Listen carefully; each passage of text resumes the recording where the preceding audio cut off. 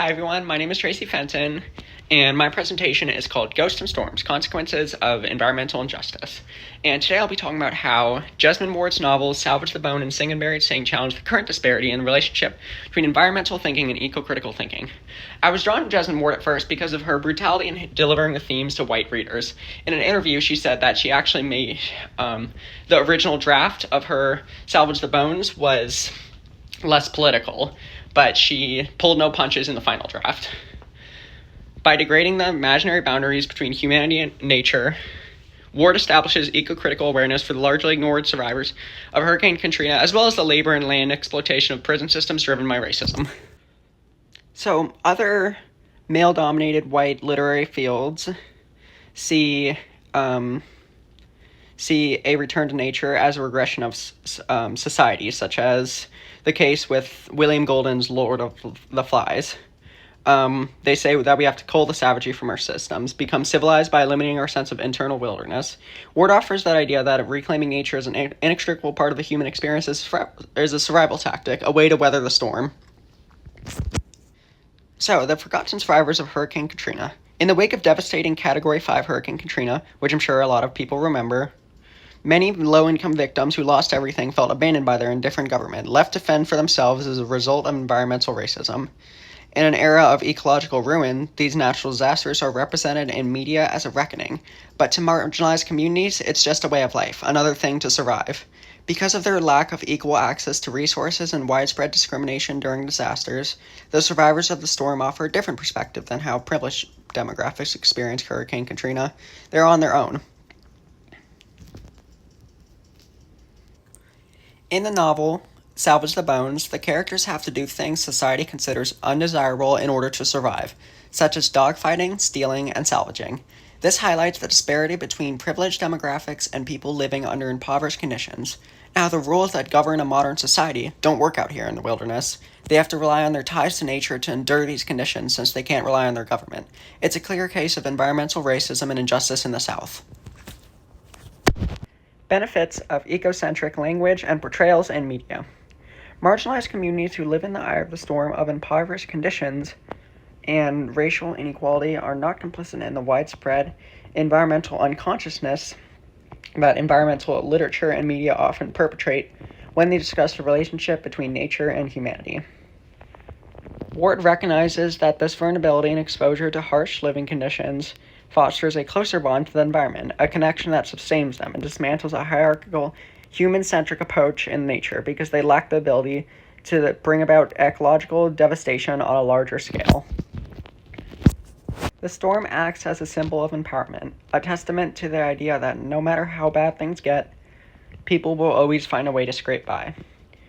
And by portraying Hurricane Katrina as a force that breaks down boundaries between nature and humanity and turns humans into animals, as is the case with Skeeta the dog boy, Ward introduces a powerful eco-critical perspective that decenters humans and puts them on equal footing with the life around them.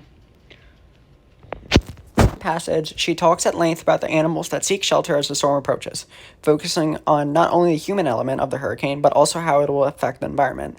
This is the case with In Sing and Buried Sing too, where the main character is able to talk to the animals, able to understand them because of his intimacy with nature. Now I'm going to look at Parchment Farm under an eco-critical lens. Parchment Farm is represented in Ward's Sing and Buried Sing as a place of racial oppression and degradation of humanity. The abuse suffered by the people there mirrors the abuse of the land, creating strong parallels between forced labor extraction and the destruction of nature for the purpose of turning a profit in a capitalistic society. And the Civil War left the U.S. economically devastated and deprived capitalism of its lucrative slave labor. The quote below is from Incarceration, a Tool for Racial Segregation and Labor Exploitation, and it explores how slavery satisfied capitalistic greed and rapid expansion with a free labor force. When slavery ended, these systems still needed a cheap workforce to sustain the huge turning wheel of capitalism, and incarceration fulfilled the demands by providing prisons with bodies to break and use at their expense for free. Okay, Ghosts of the Past and Building a Better Future. Ward proposes that racial inequality creates organic ghosts, or products of unhealed intergenerational trauma whose suffering mars the lands like wounds that won't close. Their suffering is given a place in the biosphere, which defeats the dominating literary perspective that suggests that ecology and human trauma has no bearing on each other, when really they're deeply interconnected. Using Ward's perspective, we can begin the healing process for both the victims of systematic racism and sow the seeds for a new generation of environmental consciousness. And we see how this process corrupts society with its inherent regression in racial inequality, or racial equality, and dehumanizes incarcerated people, treating them as machines that can be used at the state's disposal, stripping of them their rights and autonomy of their bodies. Okay, decentering humans in the equation and how we can dismantle the concept that humans and nature work against one another instead of coexisting. And we can do this with eco-critical literature. We have to acknowledge both the role of environmental consciousness that we have played in history and the role that we will play in the future. Ward stresses that we are capable of becoming entangled with nature, that we already are to some extent, and that this involvement will help us open our ears to what the Earth is saying and exist sustainably. And with the arrival of the Anthropocene, it's more important than ever to acknowledge the interrelatedness between the human condition, trauma, injustice, survival, and the surrounding nature.